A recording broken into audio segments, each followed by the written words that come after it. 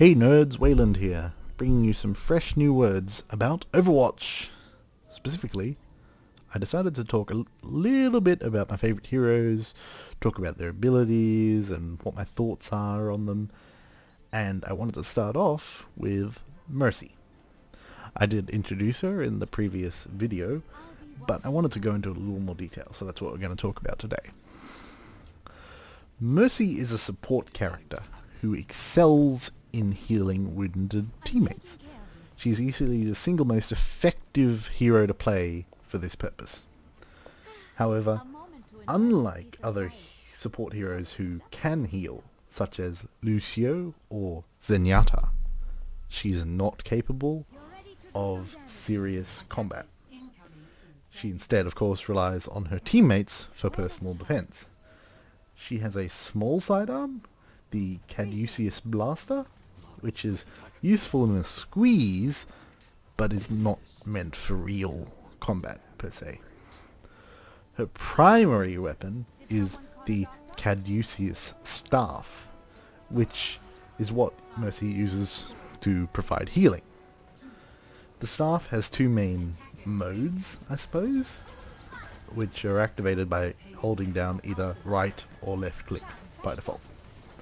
Left click activates the healing mode, which is capable of healing 50 health points per second on a targeted ally. Right click, on the other hand, buffs the teammate with a whopping 30% damage increase. Both modes create a sort of a tethered beam, much like the heal beam from TF2's Medigun. And so that goes from the end of the staff on your HUD to the effective teammate. An important thing to note is while initiating this beam, this tethered connection, requires the targeted player to be directly visible by Mercy, as in you see your target on screen when you try to heal them. Maintaining the beam does not require you as Mercy to have them on screen. So this allows Mercy to look in a different direction than at the targeted player without breaking the beam. This is useful as this allows you to check for flankers like Reaper or Tracer while healing or buffing a teammate engaged in a fight on the front line. A good example of this would be if you're healing or buffing a Bastion in Sentry mode, and you probably want to look behind you to ensure that no one comes up behind and screws you both over. So that's an interesting little thing I've noticed. And yeah, her ultimate, Resurrect, does exactly what it says on the tin. It brings all dead players back to life in a certain radius of Mercy when it's used, provided of course they haven't respawned. This can be devastating to an enemy team, and because it's capable of completely nullifying a successful use of, say, Barrage or Death Blossom or another AoE sort of ultimate. This forms an interesting, if somewhat perverse, incentive to bait your teammates into dying potentially with your damage boost, so you boost them and not heal them, and then when they end up dying, you can just bring them back to life. So that's an interesting way you could potentially play Mercy if you're somewhat sadistic. And of course they come back with full health, so you're still healing them in a manner of speaking. General usage of the ultimate I found is entirely up to the context. You may find it better to wait until the opportune moment to use it. So like if there are 4 people dead on your team and they're all within a certain area, and that's perfectly acceptable. But I find during my play that situation doesn't usually happen. Or it can happen, but like they're spread out across the map, so then you can't bring them all back. But it is another way you could use it is say another way to use the ability, the ultimate, is say a certain key player dies, such as a Reinhardt on defense. You could use it just on that player to bring them back because you really need a Reinhardt on defense in many cases. So well, I guess the best way to put it is use your best judgment when using her ultimate, but for me personally I tend to use it sooner rather than later. The reason for this is because of, like, if say 4 players of your team die, if you were to go and they were all happen to be in the same area, that area would likely be inaccessible to you because that would likely be where all the enemies are. So you might not even, you might like try to fly in there and save everyone, but you might probably get shot down before you even reach that stage. So I tend to use it on key players, either ones that like Reinhardt, as I said, on defense, or particularly good players. And that may give me a bit of a god complex, but whatever. So I tend to use it sooner rather than later, but as I said, use your judgment. Mercy also has, and this is very different to the medic in tier 2, if ever, because everyone wants to make that comparison in my experience. She has excellent mobility, as I said. Her Guardian Angel ability allows her to lock on to a player, so a player you can see, and float over to them. And it's not like a floating giant target. It's very, very quick, but it's a very floaty motion. So given like the positioning of your teammates on the battlefield, that you can use this to dart around between them. So this both allows you to maintain the health of your allies while avoiding a lot of incoming fire.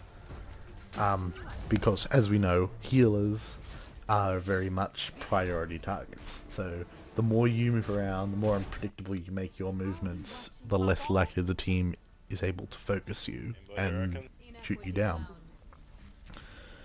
This also can be used to escape from certain bad situations, like a barrage, previously mentioned, or a death blossom. This, of course, is provided that if there's a teammate there to actually lock onto.